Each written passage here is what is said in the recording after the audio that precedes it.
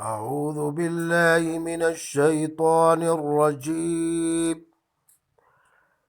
بسم الله الرحمن الرحيم.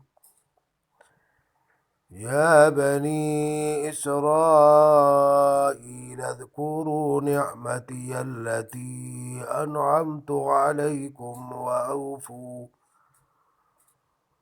وأوفوا بعهدي أوف بعهدكم وإياي فارهبون. وآمنوا بما أنزلت مصدقا لما معكم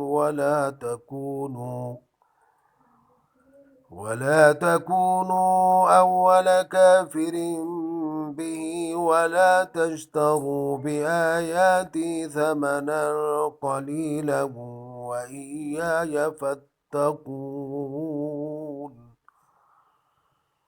ولا تلبسوا الحق بالباطل وتكتموا الحق وأنتم تعلمون.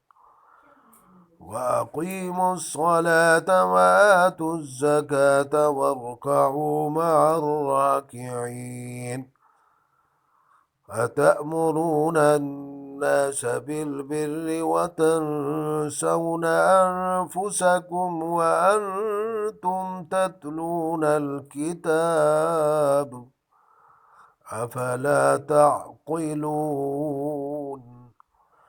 واستعينوا بالصبر والصلاة وإنها لكبيرة إلا على الخاشعين الذين يظنون أنهم ملاقو ربهم وأنهم إليه راجعون.